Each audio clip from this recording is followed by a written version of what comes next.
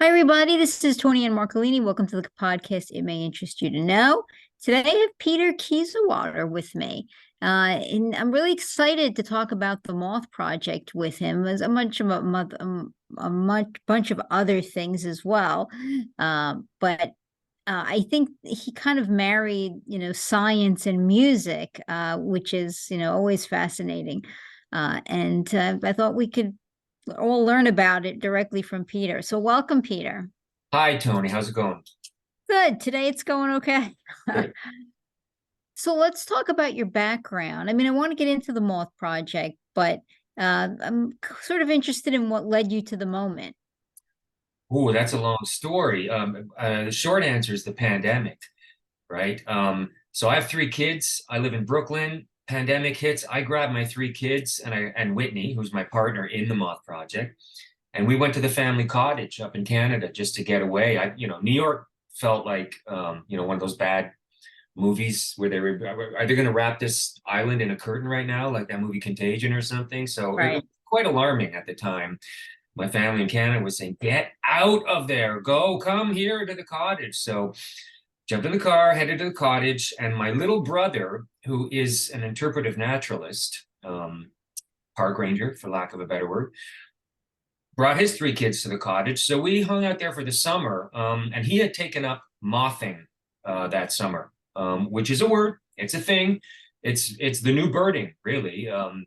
He's taking pictures of moths at night, and in the 45 years, Tony, that I've been going to this cottage, I had not paid attention to the sheer number, the diversity of moths or anything that was there.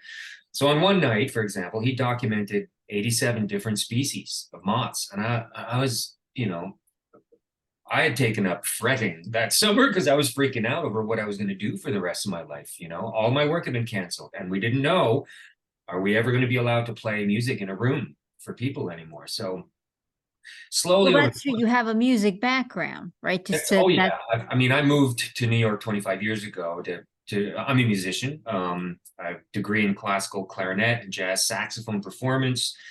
I was a resident composer at ABC Television for 6 years. I'm We kind thing of here in New lost you York. there. After you said jazz saxophone, you garbled out. Oh, well, yeah, my degree is in classical clarinet and jazz saxophone. I moved here 25 years ago just to be in what I thought is the center of the universe and um, a very diverse ecosystem for my line of work. Right, this is where all the music that I love was invented. So I came here with the intention of staying for 4 months, and I've been here 26 years and counting at this point. So my brother, myself, and our six collective kids are at the family cottage. He's mothing, and slowly over the course of evening campfires, at which I'm actually watching real moths self-immolate, and I turn to him and go, "Toby, what's that about? What is that about?" Because that's basically all we know in Western mythology is the whole like a moth to flame metaphor for fatal attraction, right? Right, you can't help yourself. Right? You know it, there's nothing good's gonna come of flying at that light, but the Well, moth does it anyway. that's a good point because that's the first thing I found online when I started to do a bit of research on them was like a poem written from the moth's perspective about 100 years ago. Why do we go to the flame? Well, it's like that Neil Young song, hey, hey, my, it's better to die young than to fade away kind of thing. That's the tone of that poem. That's where I started with this project. And it took me a year. And thankfully, being Canadian, I did receive a grant from the Canada Council for the Arts to take a year and put the show together. I mean, it's still a little bit of a work in progress, but I spent a lot of time integrating visuals, getting footage from entomologists and scientists and photographers from all over the world. And it started with my little brother's pictures because they're quite spectacular. And I started to find a narrative arc that sort of mirrored my family's migration from Europe to Canada in the 1950s and how that sort of related to the natural world in general and moths in specific. You know, uh, my little brother was feeding me lyric ideas about the life cycle of moths and the 4 stages, and it just didn't seem genuine for me as a musician, as an artist, to be coming at it from the scientific perspective, which is his genre, his milieu, right? So I came at it from a more of a storytelling, like how is it that moths relate to me? And in these moths that were right in front of my eyes, self-immolating, I thought, I recognized what you referred to as maybe there is something else at work there. Maybe they have a reckless spirit or something. I started there, and then started to explore other mythologies and other modalities of thinking about them. Well, And to say reckless spirit, though, right, would also, to my mind, translate to the fact that they have some self-awareness, right? That there's some brain or some uh, yeah, impulse that tells them there's danger associated with it. which No, is no. I mean, not the case. is that fair? It's fair. It's not the case. This is what humans tend to do. We anthropomorphize nature in order for it to make more sense to us. So we give animals cute names and dress them up, kind of thing. That's not really the case, although who knows, right? The scientific theory about this process of immolation is called transverse orientation, whereby the moths use light to navigate. They use the moon and the stars to navigate at night, which is when they're active. They're nocturnal creatures, which is another thing that resonated with me. I'm a nocturnal musician kind of thing. So I thought, okay, I see something there as well. Anyways, when they see fire, that light sort of it hijacks their navigation system, and it makes them fly erratically into the fire that it thought was its navigational star. That's the theory. It's almost unanimously accepted among scientists that that's what happens when they self-immolate. But there's still people still question that. What's that all about? Again, I like to think that they have developed cerebral cortexes where it's like they're reckless, but I don't think that's the case. But that's where I started. Okay, so now what happens next? You realize you're detecting patterns, you're talking to your brother, Yeah. and what's the theory behind creating this before you get to the actual process of creating? There's less theory and more just a need. I mean, I'm pushing 60 at this point. I've always done my own thing. I don't know why I do the things that I do, because often they are not self-sustainable in the short term. I mean, ultimately, it cost me my marriage years ago when, for a year, I was in my studio doing something that was not paying any bills. I put work into something, and then 3 or 4 years later, this has been my pattern, that like it starts to gain traction, and it starts to pay back all the investment that I put into something. And that's difficult to live with someone like that. But there wasn't a theory so much as there was, I think I got to do this. For one, it felt also that's last summer, our father passed away. We were at this cottage that he had built, experiencing the natural world, which the pandemic gave us the luxury to do, which I'd never experienced before. I felt like I was waking up from a lifelong nap. The other thing that helped that summer was reading a book by Robin Wall Kimmerer, who is a best-selling author. She's indigenous. She's a botanist. And she has a book called Braiding Sweetgrass, which is a series of essays which are basically about the natural world and ask the question, what can I gift the earth in return for everything it gives me, including the privilege of breath, the food that I eat, which are very valid questions. When you wrap your head around that way of thinking, it sure makes you sit up and take notice in a way that I had never done before. So between that book and my little brother and his pictures, and I mean, that was sort of the impetus and the catalyst behind getting the ball rolling on this. And then for me, I was inspired by some of the imagery I was finding and getting, being granted permission from various photographers, like I said, from around the world, and making these connections between using the grander themes of life, death, self-immolation, migration. Certainly metamorphosis was a big one, because I feel like I'm at the point in my life where I want to do what the moths are doing when they self-annihilate, right? They annihilate themselves on a cellular level. They build a cocoon and emerge as winged adults. It's an astounding act in chemistry, and it's incredibly profound in its symbolism as well, Like Kafka, right? The It's like metamorphosis Kafka. to Kafka. Yeah. Yes, exactly. I felt like I was at that stage too, where I wanted to do that, and I Time saw to that as reinvent. exactly. Get rid of a lot of stuff that I didn't need to carry around anymore. And by the way, there has been a scientific study whereby they've proven, scientists being they, that between the caterpillar, the larva stage, and the winged adult stage, moths do have memory. When they build a cocoon and annihilate themselves and turn into goo and emerge as winged adults, they remember things from when they were caterpillars, which is kind of astounding to me. Wow. So just the more homework I started to do and the more attention I started to pay to this place I've been coming to my whole life, but never really paid attention. Like, why is it that my kids can name you 1,000 corporate logos when they see them, but they can't name you 6 trees? That's tragic.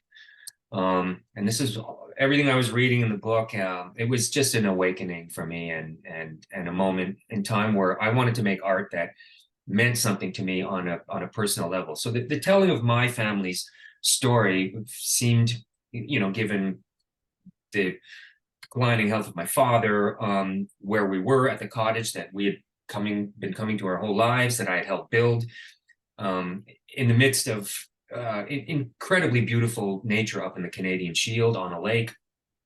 It all came together quite organically and quite naturally, with no intention of how am I going to sell this show, because that's the hard part right now. It's very difficult to explain and to sell. There's no blueprint for this, Well, there's a book connected to this too, correct? That it's basically that there is a book. It's kind of an extended liner notes thing where, again, I found it hard for me at this point in my career, and this point where technology has rendered musically a free commodity that comes on your phone, right? My kids are never going to save their paper route money and buy a new record by Stevie Wonder or Electric Light Orchestra or whatever. It comes free on the phone. So I have a hard time making another CD and charging people $20 for it when it's free everywhere else online. However, I do think, and I've been proven right, that when people come to our shows, they will buy something tangible that they can hold in their hands that has all the liner notes, all the lyrics, the production information, plus a whole bunch of other pictures and little extra content on moths. So that's basically what the book is about. Less a piece of science than it is a companion to the recording. So let's talk about creating the music that's the companion to this. Right. Well, so I've had a pretty wide-ranging musical education and career. Like I said, classical clarinet was my training. Many years of my life were strictly focused on playing jazz music, which is why I came to New York in the first place. I just needed to be at the heart of it. Jazz is actually my favorite, just a little side note. There you go. I mean, I think personally, I think it's the greatest thing America has ever invented. In the last 100 years, like far and away, the world loves the United States. Anywhere you go, because of its pop culture, its music. And it begins with the blues, it's jazz, it's bluegrass music, it's rock and roll. Are you kidding me? Like all the stuff that comes from the United States, all these music genres, which is why I came. I wanted to immerse myself at the source.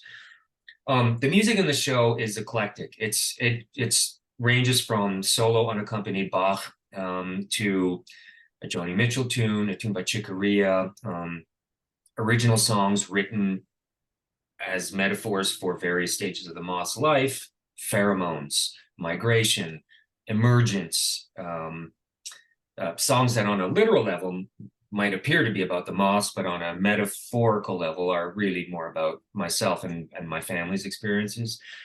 So it's all over the place, and that's kind of by design to reflect the diversity of the moth species themselves. All the music we play is like a bench post from a period of my life where that particular piece or that song had a profound impact on me as a student of music. Well, let's talk a little bit about the creative process. I like to focus on that. I'm really fascinated. I have all different creators, I'd like to say, on the podcast. So that Yeah, ranges from, writers of book or people, actors or actresses who create a character, people who yeah. write music, like yourself. Uh, and I'm always interested in how do you create? What is your process for that? I mean, and to the extent that you have one, I mean, you must have something that it may not involve jogging in the morning and and having That pancakes, but I mean, is there a process by which you create, you get inspired?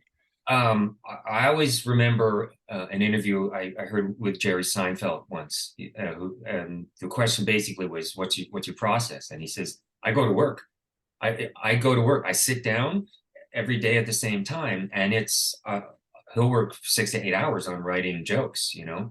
So for me, when I really got into the nitty gritty of this, it was work. I would get up and um, I'd have a keyboard in front of me. Sometimes I knew that I was going to already play a tune that seemed appropriate for the context of the show. There's a tune by Alison Goldfrapp called "Become the One You Know You Are." She wrote it about transitioning youths. It's a gorgeous, beautiful, very moving song. In the context of this show, of the moth becoming what it always knew it was, it seemed to make sense. So I didn't change anything except draw my own spin on the music aspect of it. In terms of writing the words, that was work. It was hard work because spewing scientific facts about moss it didn't feel like it was mine. It didn't feel right. It didn't feel genuine. It felt fake, like like a bad elementary school science report or something that I was putting melodies to.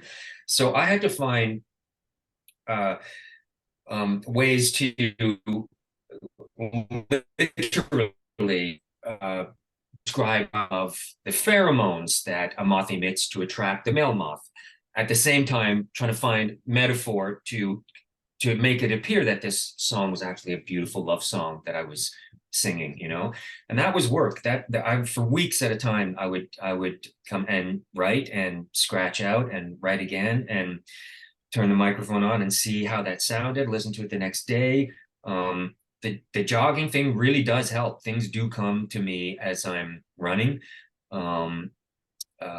But it was work, and it was hard work. A lot of it didn't come like quickly in a flash of inspiration for me. So it's a job where some people get in their car and drive to work.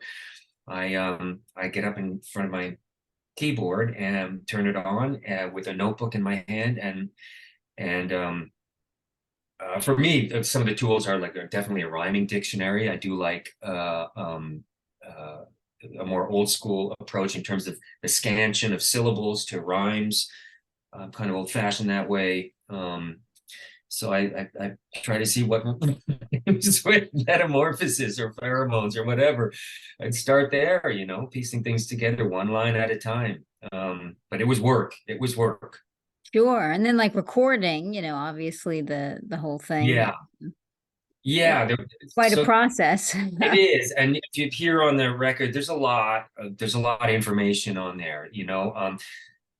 So some of the tunes, a couple of them are things in my. Every composer has a library of rejected things that they've done for a particular job that were not used, and a couple of those things. The song "Emergence," for example.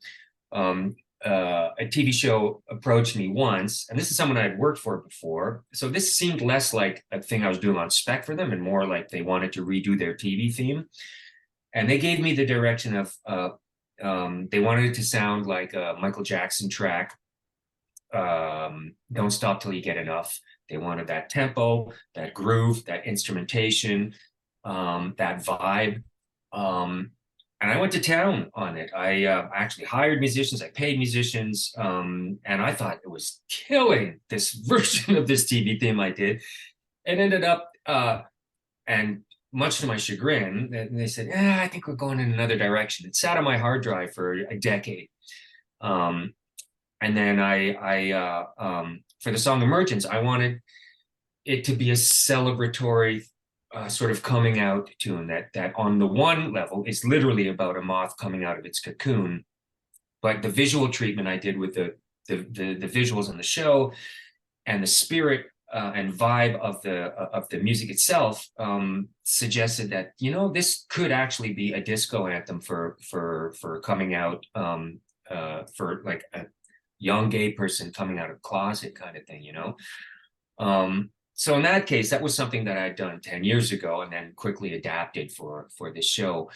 But some of the other things I wrote from scratch, and like I say, those were work. I'm not a prolific write 3 songs a day kind of songwriter, so I tend to take a long time. And as you hear on the record, there's a lot of instruments on this, layers of strings that Whitney played much of, rhythm section. Some things are just piano and violin, but there's a lot of other stuff happening. And because I have my own studio, I did it slowly whenever inspiration struck, as opposed to booking studio time and hoping that in the week or something that you have there that you get it all down. I did this slowly over the course of a year.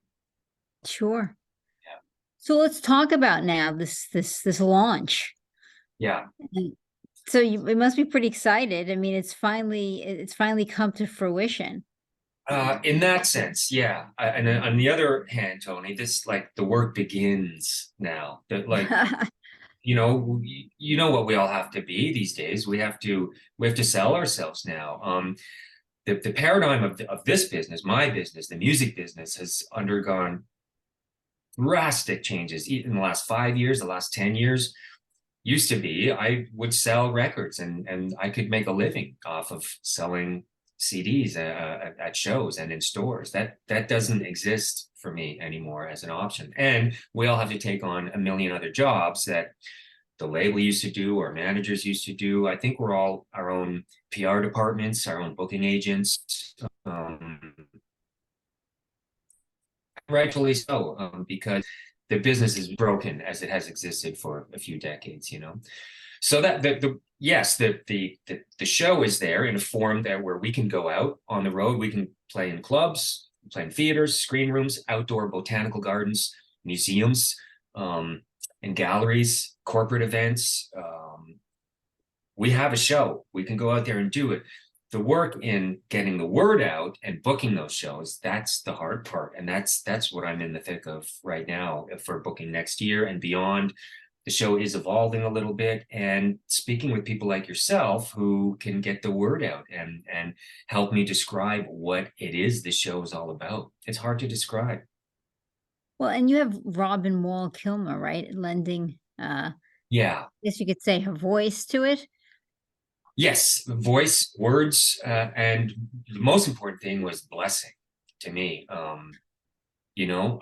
I chopped up bits of her speeches I found online, and a lot of your listeners might not know who this remarkable woman is. She's a recent MacArthur Fellow, so every year these MacArthur Genius Grants get doled out to people that this committee deems to be worthy recipients of a boatload of money and an accolade that comes with it. Super smart people.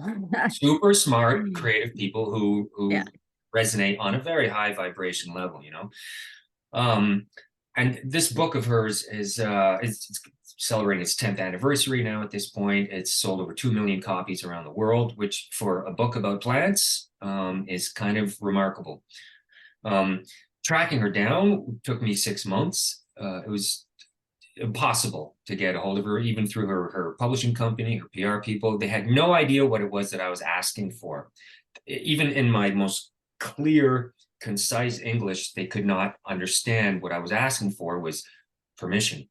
what do you want? You want to license her book? No, no, I want her to see what it is that I'm doing with her words and her speeches and say, you have my permission and my blessing for this. And finally, I got in touch with her and got as much from her. But like I said, that's the hard part, is explaining what this is. Is this music? Is this a movie? Is this a book?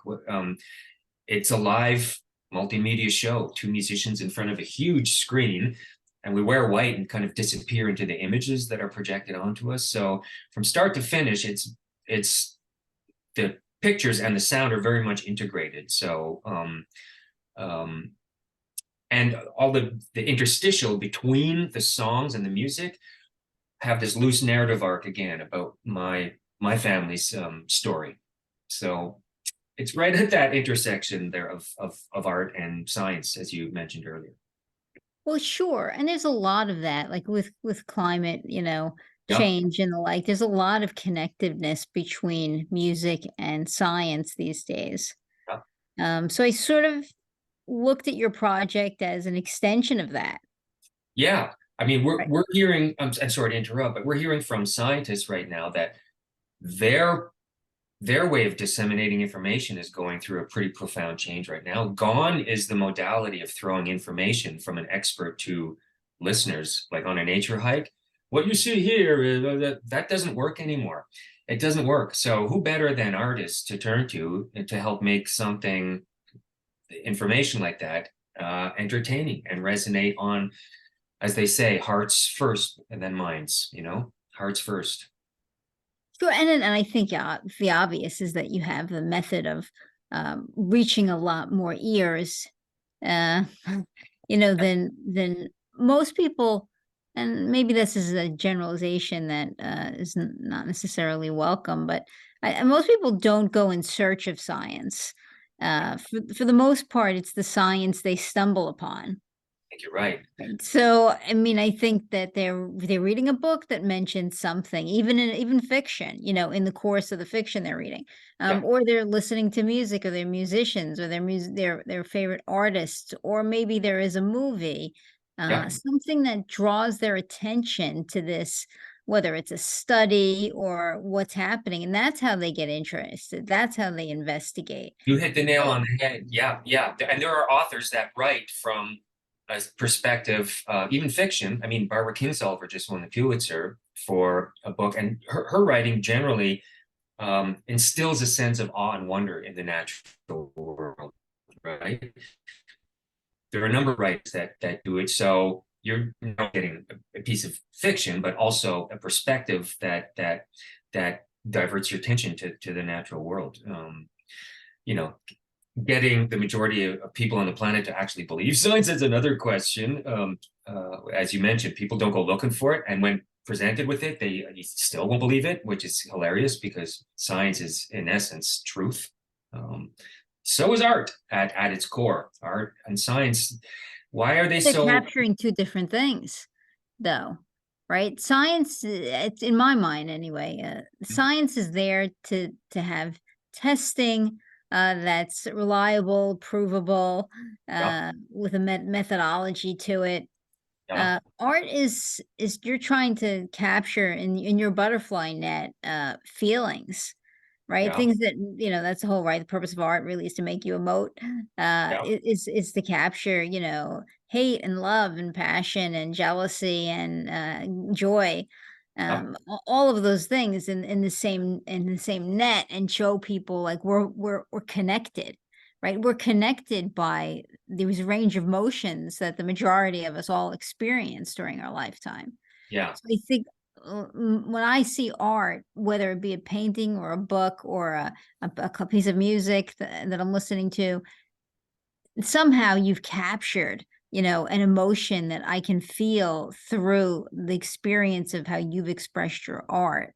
Yeah. Uh, but scientists, they're going for something totally different, right? They have tests and rulers and methodology for something that they can tell me for certain is reliable to jump to a particular conclusion.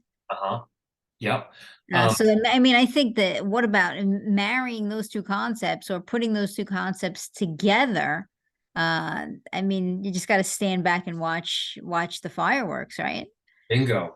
And in the case with the Moth Project, we're doing some shows where my little brother, who actually is a scientist, he will come do half an hour before us on moths. So you're actually getting two brothers, one's a scientist, one's an artist, speaking about the same thing from two different perspectives. It's kind of cool. I mean, we're sprinkling some science throughout the show, but to see someone come up who knows what they're talking about, speaking about the same thing, it makes for an interesting evening. Again, two different perspectives on the same subject matter. Sure. So if you like jazz and you like learning a little bit about science, Yeah, and what I found really interesting about the whole thing is the analogy aspect, right? Of you took one particular, I guess, species of bugs, a moth. They're officially a bug, I guess, right? an insect, yes, they are. They are an insect, right? So Yeah, you took that one particular species and said, let me look for analogies or parallels. Let me see what we know scientifically is happening. And the reason I think that's such an important, of all the ones you could have picked, right? I think that's so important because you picked one that truly transforms during its lifetime. I mean, I'm not an expert. I don't know how many others do that, but that's the one we all know about, right? That's the one we all know start off as a, yeah, whoop, look, they're crawling along and then they're flying along, right? That they just turn into something else completely. amazing. And the imagery of that is quite magnificent. It is. The imagery that you can be one thing and then another. And if that doesn't hold true to the human spirit, I really, I don't know what else does. Um, Can you write my next press release? Just say exactly that. That's why I like talking with people because they'll often illuminate something that I had struggled to find the right words. But that's exactly it. These things that turn into something else, and how great an analogy is that for what I think curious human beings of all stripes go throughout their life cycle as well. well, human beings are really resilient, um, and we do reinvent ourselves, do we not? In many Uh, ways, sometimes. um, I think I'll say that not everyone does, and I think the ones that are successful at it have figured it out. And a lot of people who become bitter are not as pliable and not maybe as curious or have a hard time struggling to evolve and change. From like I always, when I was in therapy, I joked with my therapist that the peak of my life was when I was 10. I could do no wrong at that age. Everything was flowing. I was vibrating, firing from all cylinders. I could do anything. No anxiety, no worries, no, and that the rest of my life is trying to get back to that point. Because since then I've developed all these blockades, these preconceptions, these fears that inhibit me from that purity that I had at that age. That's a massive generalization, but I think all human beings go through that. Like we're different than when we were young and pure and free. And over the course of adulthood in this crazy world we live in these days, we've set up all sorts of barricades and boundaries that keep us seemingly safe. But at the same time, it also blocks a lot of things like change. Change is the hardest thing to go through the older we get. We become less flexible and more set in our ways. And I think I'm at a point where I recognize that, which is half the battle, and then the other half is overcoming that. And you can do that a number of different ways. Some people use plants themselves, plant medicine to overcome that and fire off neurons that were long dead in their brains. Ayahuasca journeys or that kind of thing. Well, Therapy. I think you need you need sometimes a triggering event, right? Yeah, Oftentimes we've gone so far afloat, afield from where we start, and I think it's hard to recognize when you're in it sometimes. yeah, You get far enough along and you no longer recognize yourself, and sometimes it takes a triggering event. It takes some horrible thing to happen, a health diagnosis, a failure in a relationship, any yeah. one of a number of things, a death, something that occurs that leaves you maybe heartbroken and looking Yeah. with a little more clarity at the path behind you, Yeah. to see how you got to where you are. And then once you look at that, I think real change can sort of come from that if you want it to. Like, well, that you can be resilient and hit the reset button. Uh, Work. and It's work. I was yeah, heard work. It's it work. in some circles it I just literally called it the work. And I was always, am I doing this right? And say, well, you're showing up, you're doing the work. Not to say that I've accomplished shedding everything I've wanted to shed, but because this is a lifelong process, but yeah, I mean, seeing these critters exit their cocoons and take flight, sure was an interesting way of looking at a process that I'm doing on a whole other level. So I sometimes wish I could annihilate myself on a cellular level and just be a different person, but I can't. I have photosynthesis envy too. I marvel at the ability of a tree just to take sunlight, a little bit of water, and make stuff. That's kind of amazing too, Well, most things in nature are. aren't they? We don't we walk past them in our rush to get from point A to point B. We are Um, so stupid and arrogant, and it just seems like, in relation to like some of the indigenous wisdom that we're slowly waking up to and thinking, maybe the people that have been here for a few thousand years, maybe they were onto something, but maybe they did know something about this and that. So ignorant are we? So ignorant. I agree. Well, tell people how they can find you and find if they want to come see your show, how they can find or I don't download the music. I don't know if anyone still surfs the web or if it's all just become app based or whatever. We have a website. It's called mothprojectlive.com. That's probably the best place to go. It has everything up there. It has, if you want to see what the show looks like, there's 6 or 7 or 8 videos up there filmed from live shows where it's basically one static show with maybe cutting to it every now and then, but you can see, oh, this is what it looks like and sounds like. There's video up there. The music is up there. We're on all the streaming platforms too. If they're on Spotify or Apple Music, just look for Moth Project. But the website really, and we have an Instagram and Facebook page, Moth Project Live, that will always update where we're playing. I'm starting to book for next year.